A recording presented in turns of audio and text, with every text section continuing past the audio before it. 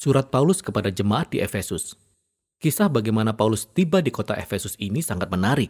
Kita dapat membacanya di Kisah Para Rasul pasal 19. Efesus adalah sebuah kota yang sangat besar, yang merupakan pusat penyembahan sebagian besar dewa-dewa Yunani Romawi.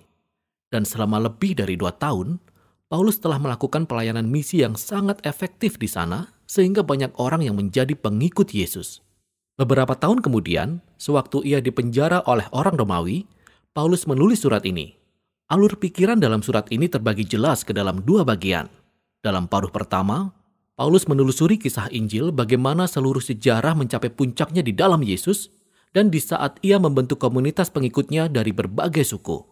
Paruh kedua dan paruh pertama dari surat ini terhubung dengan kata "sebab itu".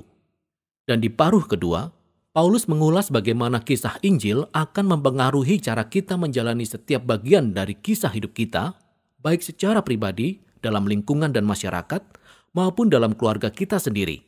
Mari kita dalami dan lihat bagaimana Paulus menyusun suratnya ini. Pasal 1 dibuka dengan puisi indah bergaya Yahudi, di mana Paulus memuji Allah Bapa atas hal-hal menakjubkan yang telah ia lakukan di dalam Kristus Yesus. Sebelum dunia dijadikan, Allah Bapa telah menetapkan tujuan untuk memilih dan memberkati umat perjanjiannya. Yang dimaksud di sini adalah keluarga Abraham dan Kejadian pasal 12 ayat 1-3. Nah, melalui Yesus, sekarang siapapun dapat diadopsi ke dalam keluarga ini. Kematian Yesus menutupi dosa kita yang paling jahat, kegagalan kita yang paling parah, dan di dalam Yesus kita menemukan kasih karunia Allah. Bahkan Paulus berkata, kasih karunia itu telah memberi kita cara baru untuk memahami setiap bagian dari kehidupan kita. Dalam pasal 1 ayat 10, Paulus berkata bahwa Allah bertujuan untuk mempersatukan segala sesuatu, baik yang di surga maupun yang di bumi di dalam Kristus.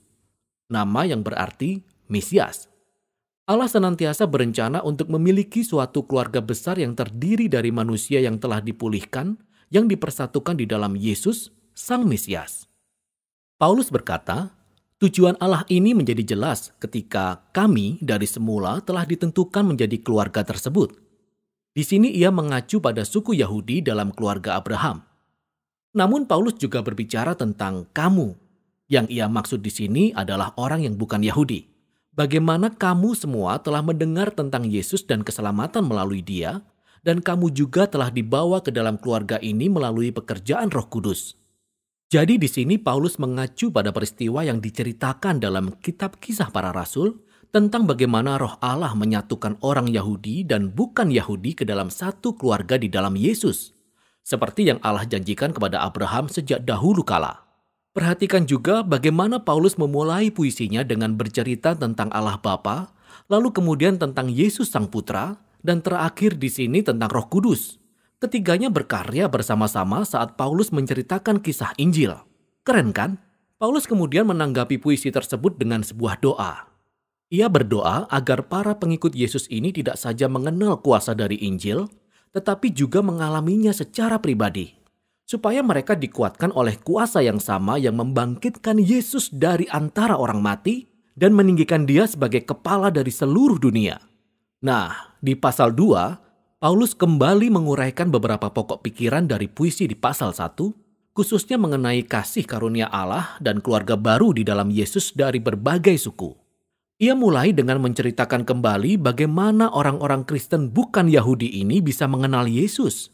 Sebelum mendengar tentang Yesus, mereka hidup secara jasmani, tetapi mereka mati secara rohani. Mereka terperangkap dalam kehidupan tanpa tujuan, yang egois dan penuh dosa. Dan mereka tertipu oleh kekuatan roh jahat. Namun luar biasa, oleh karena kasih dan rahmat Allah yang sangat besar, Allah telah menyelamatkan mereka. Ia mengampuni semua dosa mereka dan menyatukan hidup mereka dengan Yesus. Dan dengan kebangkitan Yesus, Allah juga telah menghidupkan mereka kembali bersama-sama dengan Dia. Jadi sekarang setelah diciptakan menjadi manusia baru melalui Yesus, mereka memperoleh sukacita oleh karena panggilan, tujuan, dan tugas-tugas baru yang telah dipersiapkan Allah sebelumnya. Mereka tidak saja memperoleh kasih karunia Allah, mereka juga dibawa ke dalam keluarga yang baru. Sebelum mereka mendengar tentang Yesus, orang-orang bukan Yahudi ini tidak saja terpisah dari Allah. Mereka juga terpisah dari umat perjanjiannya yakni keluarga Abraham.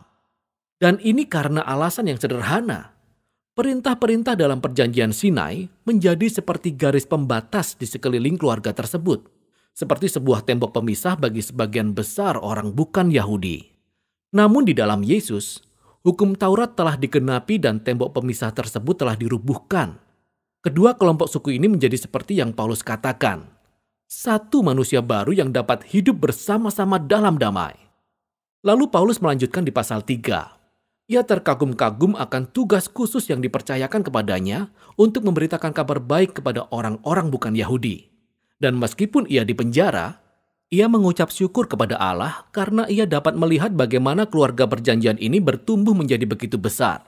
Karena itulah, Paulus menutup paruh pertama suratnya dengan satu doa lagi.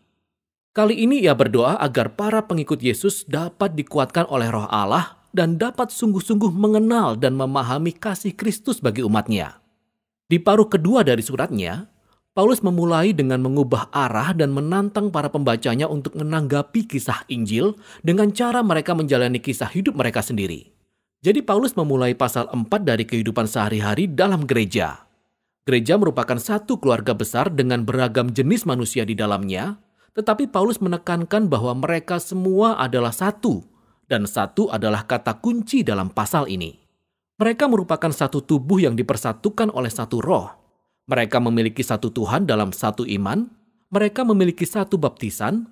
Mereka percaya pada satu Allah. Banyak sekali kesatuan di dalamnya. Akan tetapi Paulus berkata, kesatuan tidaklah sama dengan keseragaman. Ia melanjutkan dengan menjabarkan bagaimana keluarga baru Yesus ini terdiri dari berbagai jenis orang yang sangat-sangat berbeda. Namun mereka semua diberi kuasa oleh satu Roh Kudus.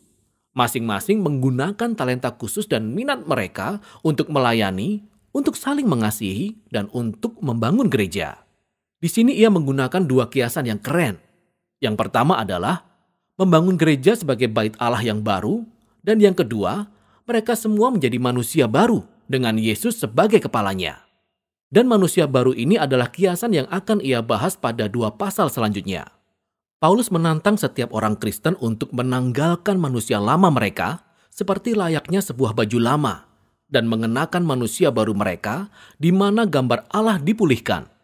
Lalu ia melanjutkan ke suatu bagian panjang di mana ia membandingkan manusia lama dengan manusia baru. Jadi bukannya berdusta, tetapi manusia baru itu mengatakan kebenaran.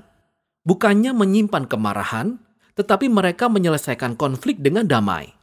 Bukannya mencuri, tetapi manusia baru itu bermurah hati. Bukannya bergosip, tetapi mereka membangun orang lain dengan perkataannya. Bukannya membalas dendam, tetapi manusia baru itu mengampuni. Bukannya memuaskan dorongan seksual, melainkan membangun penguasaan diri terhadap keinginan daging mereka. Bukannya bermabuk-mabukan, tetapi mereka memberi diri di bawah pengaruh Roh Allah. Dan ia menjelaskan bagaimana pengaruh Roh Allah ini dapat terlihat dalam 4 cara yang berbeda. 2 cara pertama berhubungan dengan bernyanyi bersama dan juga bernyanyi sendiri. Dan yang sungguh menarik adalah, hal pertama yang terpikirkan oleh Paulus tentang bagaimana Roh Allah bekerja dalam kehidupan pengikut Yesus adalah nyanyian dan lagu. Tanda ketiga dari pengaruh Roh Allah adalah bersyukur atas segala sesuatu. Dan tanda yang keempat, Roh Allah akan mendorong para pengikut Yesus untuk merendahkan diri mereka kepada orang lain dan mementingkan orang lain lebih dari diri mereka sendiri. Dan Paulus bahkan menguraikan tanda keempat ini dengan menunjukkan cara bekerjanya dalam pernikahan Kristen.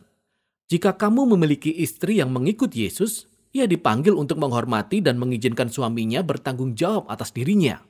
Dan sang suami dipanggil untuk mengasihi istrinya dan melaksanakan tanggung jawabnya dengan mengorbankan agenda pribadinya dan mengutamakan kesejahteraan istrinya di atas dirinya sendiri. Kata Paulus, pernikahan seperti inilah yang sesungguhnya menghidupkan kembali kisah Injil. Tindakan sang suami menggambarkan Yesus dan kasih-Nya serta pengorbanannya. Tindakan sang istri menggambarkan gereja yang mengizinkan Yesus untuk mengasihinya dan membuatnya menjadi baru.